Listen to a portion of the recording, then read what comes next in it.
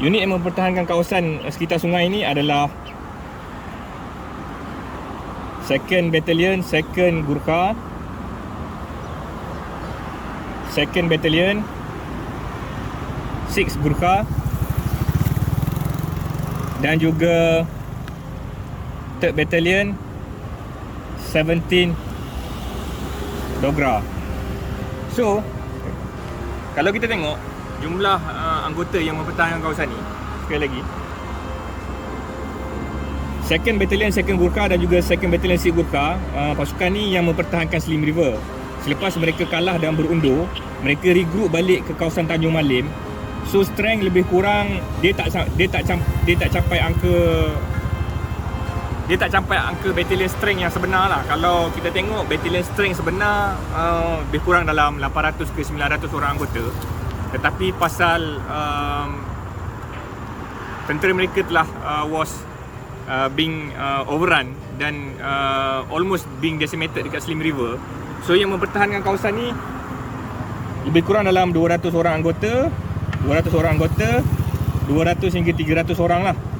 Tapi maklumat ni saya nak kena check dulu. Tetapi ini adalah jumlah yang saya ada maklumat tu. Mungkin kawan-kawan saya yang tahu detail lebih boleh share lah dengan saya. So, apa yang maklumat yang saya ada selepas tentera Gurkha meletupkan jabatan ni dan juga jabatan kereta api kat sana, mereka meletakkan lebih kurang dalam 4 anti-tank rifle. Anti-tank rifle tu bukan 2 pounder anti-tank gun, tapi yang diangkat di atas bahu lah. Kalau dalam gambar tu dia juga digelar sebagai elephant rifle. Nanti saya akan share gambar elephant rifle yang diangkat oleh tentera British India tu. So dia telah meletakkan lebih kurang dalam 4 lah dekat sepanjang tepi sungai ni. Dan lebih kurang dalam 5 batu daripada sini di kampung Sungai Chok juga diletakkan 25 pounder artillery gun. So that 25 pounder artillery gun tu is very effective dan sangat accurate. So dia diletakkan di kampung Sungai Chok untuk menembak kedudukan tentera Jepun yang mara daripada hadapan lah. So saya ceritakan lagi arahan daripada Malay Command di Singapura terhadap formasi tentera British yang bertahan dekat kawasan jambatan ni. So General Wavell ataupun AE Percival minta tentera British yang bertahan dekat Serendah untuk hold kawasan ni sekurang-kurangnya 16 Januari 1942. Tapi pertempuran di sini berlaku pada 10 Januari 1942. Dan pada 10 Januari bila kawasan ni has been overrun by tentera Jepun, tentera Jepun berjaya memasuki Kuala Lumpur pada 11 Januari 1942. So nampak tak? Ada 5 hari lebih awal daripada target Singapore High Command untuk tentera British mempertahankan kawasan ni. Reason being adalah simple. Pasal bila mereka mempertahankan jabatan dekat sini, ada pasukan tentera Jepun yang mendarat dekat kawasan Kuala Selangor dan bergerak ke arah timur menggunakan jalan kecil untuk sampai ke Rawang dan juga Serendah. So untuk mengelakkan they have been cut off, tentera Gurkha terpaksa berundur lah.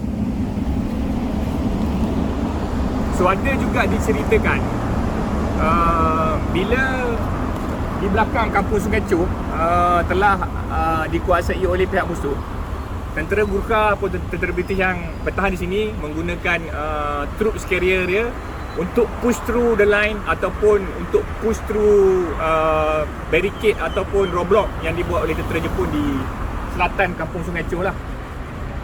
So saya juga ada buat bacaan sedikit lah mengenai regiment Field Hospital tentera British yang beroperasi di Tanah Melayu sewaktu Battle of Malaya lah. So diceritakan 2 km daripada jambatan ni adalah advanced dressing station untuk luka-luka ringan yang perlu dirawat, dan 4 km di sebelah barat adalah Hospital Medan lah daripada sini. So semuanya has been outflanked oleh tentera Jepun yang mendarat di kawasan Kuala Selangor lah. So that's why instead of continuing to defend this area sampai 16 hari bulan Januari seperti arahan Singapore High Command, tentera British yang bertahan di sini terpaksa lari dan berundur serta push through ke kawasan Kuala Lumpur lah, pasal untuk mengelakkan they have been encircled serta being overrun daripada belah utara. So nanti saya akan tunjukkan sekitar kawasan ni, dan kalau berkesempatan kita akan tengok dekat kawasan penduduk Cina melarikan diri sewaktu pertempuran di Serendah ni. Mereka lari ke atas bukit sebelah timur kita, ada satu bukit. So bukit tu diceritakan adalah tempat mereka berlindung lah, dan tempat mereka lari daripada tentera Jepun dan juga pertempuran sini. So bandar di belakang kita ni dah ditinggalkan pada 10 Januari. Bandar di belakang kita ni was completely abandoned. Sampaikan ada cerita-cerita ataupun side story tentera India looted the liquor store kat kawasan tu untuk mencari liquor dan juga makanan yang lain lah. So it has been abandoned by the population on the 10th of January.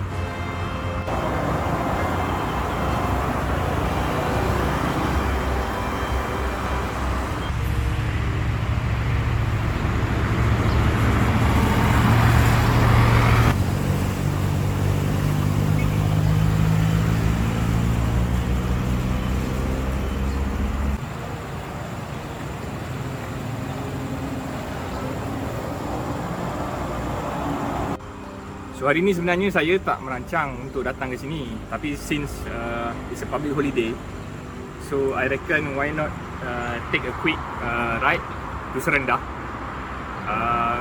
and see this bridge for myself lah, because dalam buku-buku Battle of Malaya a footnote about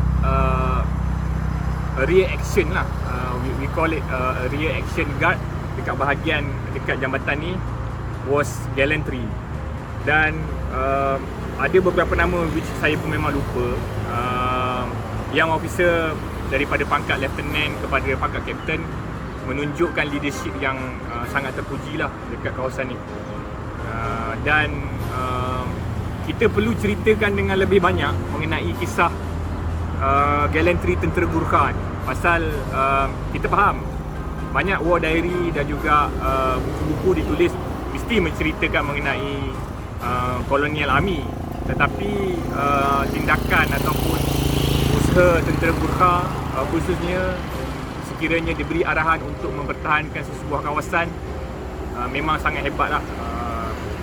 They were a very gallant soldier. So dekat kawasan ni menyaksikan lebih kurang 1 battalion strength tentera Jepun terkorban untuk menawan jambatan ni, tetapi sekiranya kedudukan tentera British di Sungai Choh tidak being outflanked daripada kemerahan tentera Jepun dari Kuala Selangor, jambatan ni pasti dapat dipertahankan sehingga 16 Januari lah, sebagaimana arahan General A.E. Percival.